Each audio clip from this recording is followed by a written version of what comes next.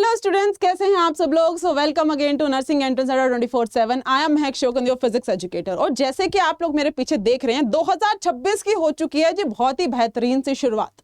आप सब लोगों ने भी बहुत ऐसे जोश के साथ न्यू ईयर सेलिब्रेट किया होगा। पिछले साल भी हम लोगों ने कुछ गोल्स डिसाइड किए होंगे, इस साल भी आप लोगों ने बहुत सारे गोल्स डिसाइड किए होंगे। सोचा होगा कि मैम जो भी सपने हमारे 2025 में अधूरे रह गए उनको हम पूरे करेंगे जी 2026 में। अब 2026 के भी 1-2 दिन तो गुजर ही चुके हैं। क्या इस 2026 में आप वो सपने पूरे कर पाएंगे? क्या है सपने? From a students point of view क्या होते हैं सपने? जिस एग्जाम को आप टारगेट करते हुए चल रहे हैं, क्या उस एग्जाम में सिलेक्शन पाने के लिए आप भरपूर तैयारी कर रहे हैं? अगर आपने यहां पर सोचा है कि मेरे को इस बार सिलेक्शन चाहिए, तो क्या आप उसके लिए 100% डेडिकेटेड हैं? यही तो आपके ड्रीम्स है ना कि हमको सिलेक्शन चाहिए। तो अगर तुम भी 2026 में कमबैक करना चाहते हो, तो मेरा पहला सवाल तुमसे ये है कि क्या तुमने सोच लिया है? और अगर सोच लिया है तो क्या तुम्हारे गोल्स इतने क्लियर हैं कि तुम उनको फॉलो करोगे? और अगर गोल्स भी क्लियर थे तो क्या तुम लोग लग गए हो उस चीज के लिए, या अभी भी ये लेड बैक थॉट्स के साथ हो? हाँ यार कर लेंगे, 2026 आ गया, नया साल है, बस उठे, सोचा, प्रे किया कि भगवान जी इस साल बहुत अच्छा करना, God please help me to attain my goals, to achieve my goals. और उसके बाद आपका लाइफस्टाइल बिल्कुल वैसा ही है, चलेगा। मैम बहुत सारे बच्चे ऐसे आएंगे, बोलेंगे कि मैम हम ड्रॉपर्स हैं, हमने पिछले साल भी बहुत मेहनत की थी, हम इस साल भी बहुत मेहनत कर रहे हैं, हम सबकी तरह पढ़ाई कर रहे हैं, लेकिन मैम मैं पिछली बार रह गया था, लेकिन इस बार मेरे को ये एग्जाम में सिलेक्शन चाहिए और मैम मेरी मेहनत में कोई कमी नहीं है। लेकिन उसके बावजूद आप न जाने कितनी समस्याओं का रोज सामना करते हैं। आपकी इस पूरी की पूरी, देखो ये पूरी की पूरी एक जर्नी होती है, ऐसा हो ही नहीं सकता बिना प्रॉब्लम्स के आपकी ये जर्नी चल रही। मतलब ये पूरी की पूरी जो जर्नी है, इसमें कोई ऑब्स्टेकल ना है, कोई दिक्कत ना है ना। तो आज हम इन्हीं सब चीजों के बारे में बात करने वाले हैं। क्या क्या दिक्कतें आ सकती हैं भाई? लो मार्क्स। मैम अगर मैं कोई भी टेस्ट देता हूँ, यूट्यूब पर कोई भी मॉक टेस्ट में आके बैठ जाता हूँ, मुझसे न्यूमेरिकल सॉल्व नहीं हो रहे।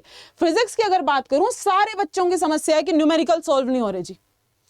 अच्छा मैम इतना बड़ा सिलेबस है, मैं क्या क्या पूरा करूंगा? बहुत सारे बच्चों को लगता है मैम इंग्लिश नहीं आती, बहुत सारे बच्चों को लगता है नर्सिंग एप्टीट्यूड नहीं आ रहा, 90% बच्चों को तो फिजिक्स ही नहीं आता।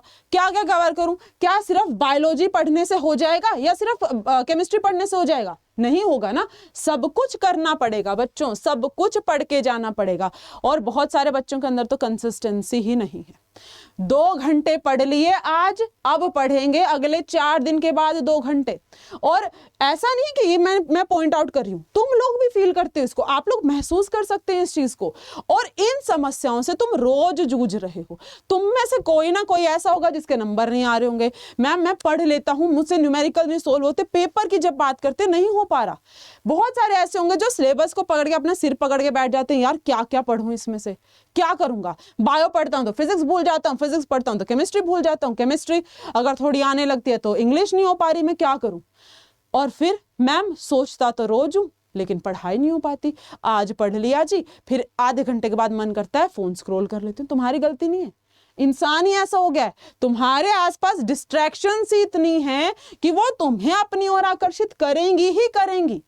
लेकिन यहां पर अपने दिमाग में तुमको खुद को इतना स्ट्रॉन्ग बनाना है, सोच के रखना है कि भाई मुझे वो फीलिंग याद है 2025 में जब मेरा रिजल्ट आया था, जब मैंने सोचा था कि पेपर अच्छा गया है लेकिन मेरा सिलेक्शन नहीं हुआ। मेरे घर वालों के वो चेहरे याद है, मुझे याद होंगे ना। और उस टाइम पर वो जो फीलिंग आई होगी कि इस बार मैं फिर से ड्रॉप लूंगा और इस बार मैं सिलेक्शन लेके रहूंगा चाहे कुछ भी हो जाए। याद करो उस फीलिंग को और उस फीलिंग के साथ जीना सीखो। अगर आप लोग उस फीलिंग के साथ जियोगे तभी तो आगे बढ़ के कुछ कर पाओगे। समझ रहे हो? अब समस्याएं पता, और पता है समस्याएं पता होना बहुत बड़ा पॉजिटिव फैक्टर होता है। अगर आपको प्रॉब्लम्स पता है ना, सॉल्यूशन ढूंढना बहुत आसान हो जाएगा। तुम में से न जाने कितने तो ऐसे होंगे जिनको ये नहीं पता, यार पढ़ने का मन नहीं कर रहा, पढ़ने का मन, भाई पढ़ने का मन नहीं कर रहा, ये कैसी समस्या है? पढ़ना तो पड़ेगा ना, ऐसे कैसे काम चलेगा? तो उनको तो ये नहीं पता उनके जीवन में दिक्कत क्या है। कम से कम तुम्हें पता तो है कि तुम्हारे नंबर नहीं आ रहे, या तुमको सिलेबस कंप्लीट करने में दिक्कत हो रही है, या तुमको कंसिस्टेंसी में दिक्कत हो रही है ना? तो अपनी जो और भी बच्चे होंगे तुम में से, न जाने कितने होंगे जिनको नहीं पता कि तुम्हारी समस्याएं क्या हैं, अपनी समस्याएं ढूंढो कि तुम्हारी पढ़ाई में ऐसी कौन सी चीज है जो रुकावट पैदा कर रही है, उस रुकावट को जाकर के पकड़ो। अब आगे बढ़ो। अब आती है बारी अब हमें समस्याएं पता है, अब हम सॉल्यूशन ढूंढेंगे, और सॉल्यूशन अगर ढूंढना है तो अब आपको करना है 2026 का सबसे बड़ा कमबैक, तुम्हारी लाइफ का सबसे बड़ा कमबैक। देखो, आज एक सर्टेन गोल है, जिंदगी में आगे भी बहुत सारे गोल होंगे, लेकिन अगर आज से जीत पाने की आदत बना लोगे ना तो सारी उम्र सक्सेस की आदत। सक्सेस क्या होता है? शेर के मुंह पे खून की तरह ही तो होता है। अगर आज जीत गए तो देखना सारी उम्र जीतते चलोगे। वो जो अर्ज होगी ना, वो जो फीलिंग होगी, वो तुमको बैठने नहीं देगी, ऐसे एक कामयाब इंसान बना के छोड़ेगी। ठीक है, तो अब करना कैसे है ये सबसे बड़ा कमबैक 2026 का? करेंगे कैसे मैम? तो उसके बारे में बात करते हैं। तो बच्चों, आप सब जानते हैं कि 2026 में आप लोग जितने भी एंट्रेंस एग्जाम्स को टारगेट करते हुए चल रहे हैं, चाहे मैं एम्स की बात करूं या तो फिर आप बात कीजिए आपका जो यूपीसी नेट का आएगा एग्जाम, उसकी बात करो। अच्छा, पेपर बहुत सारे बच्चे पूछते हैं मैम कब होता है पेपर, क्या होता है? अगर बच्चों मैं एम्स की बात करती हूँ, एग्जाम डेट देखो टेंटेटिव है, 28 जून को हुआ था, मतलब आपका जून एंड में हुआ था लास्ट टाइम भी। अगर मैं आपको एक्सपेक्टेड है ये सारी की सारी डेट्स, ठीक है, तो एक्सपेक्टेड हैं तो उसके हिसाब से ही अपना दिमाग में प्रिपेयर्ड रखना। तो एग्जाम हो सकता है 28 जून के लगभग, ठीक है, ये आप ध्यान में रखिएगा। फिर आपके पास एमएससी नर्सिंग अपने बात मतलब की बात नहीं है, सिर्फ और सिर्फ इस पे ध्यान दो। ये आपका 28 जून के लगभग हो सकता है। तो इसकी रजिस्ट्रेशन कब स्टार्ट हो जाएंगी? एम्स की रजिस्ट्रेशन मार्च से अप्रैल के बीच में शुरू होगी, यानी कि आपका फॉर्म फिलिंग प्रोसेस। अगर तुम बात करते हो यूपी की या तो फिर बाकी के स्टेट नर्सिंग एग्जाम्स की, आपका वही मई से जून में ये सारे पेपर हो जाएंगे। यूपीसी नेट आपका मई के सेकंड या थर्ड वीक में हो जाता है, बाकी जून तक आपके सारे पेपर हो जाते हैं। मार्च से अप्रैल तक आपके सारे के सारे फॉर्म्स आ जाने वाले हैं।